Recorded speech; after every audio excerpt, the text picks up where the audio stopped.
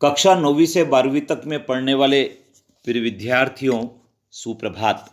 विद्यार्थियों, अभी आपकी परीक्षाएं चल रही है और हिंदी भाषा का जो प्रश्न पत्र है उस प्रश्न पत्र की आपको तैयारी भी करना है।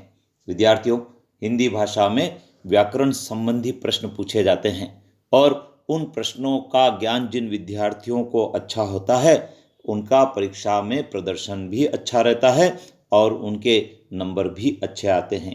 विद्यार्थियों, आज की इस वीडियो में हम बात कर रहे हैं गद्य की विधाएं के संबंध में। आइए, क्या है गद्य की विधाएं, उनको जान लेते हैं। विद्यार्थियों, गद्य की जो विधाएं होती है उनको दो भागों में बांटा गया है, प्रमुख विधाएं और गौण विधाएं।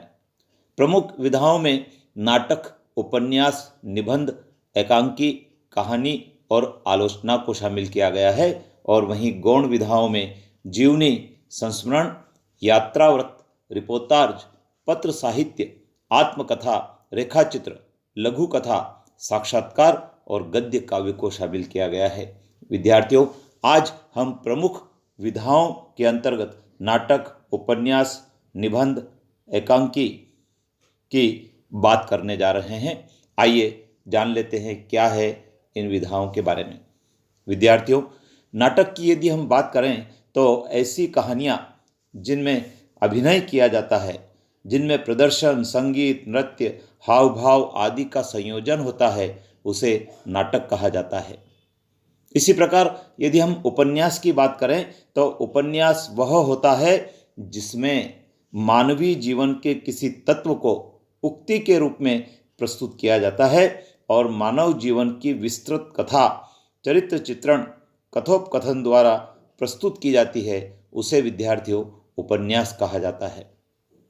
यदि हम निबंध की बात करें विद्यार्थियों, तो किसी एक विषय पर विचारों को क्रमबद्ध करके सुंदर और सुबोध भाषा में लिखी गई कोई रचना होती है, उसको निबंध कहते हैं।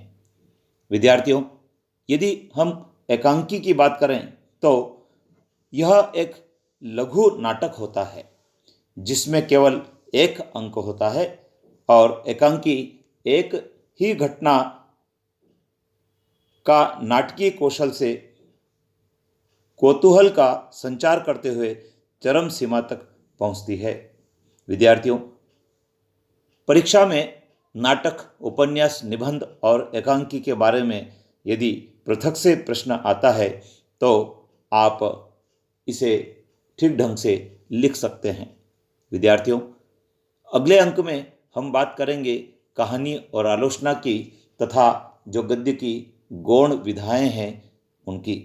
लेकिन विद्यार्थियों, आपसे कहना चाहेंगे कि जब आप परीक्षा की तैयारी करें तो प्रमुख नाटक, प्रमुख उपन्यास, प्रमुख निबंध, उनके लेखक, उनको जरूर आप याद करके जाएं, क्योंकि परीक्षा में वस्तुनिष्ठ प्रश्नों में भी इस प्रकार के प्रश्न पूछे जाते हैं। तो कई सारे नाटक है, कई सारे उपन्यास है, कई सारे निबंध हैं, निबंधकार हैं, एकांकी हैं, उनके बारे में भी आपको पढ़ना चाहिए, क्योंकि कहीं ना कहीं किसी न किसी परीक्षा में ये गद्य की विधाएं बहुत महत्वपूर्ण है और काम आती है। तो विद्यार्थियों, चैनल पर बने रहें और अगले वीडियो में हम बाकी जो आपकी विधाएं हैं उनकी बात करेंगे, जिससे परीक्षा में पूछे जाने पर आप इसको लिख सके। तो विद्यार्थियों, वीडियो को यदि आप 2-3 बार सुनते हैं तो ये विधाएं आपको याद भी हो जाएगी और परीक्षा में लिखना आसान भी होगा। जय हिंद।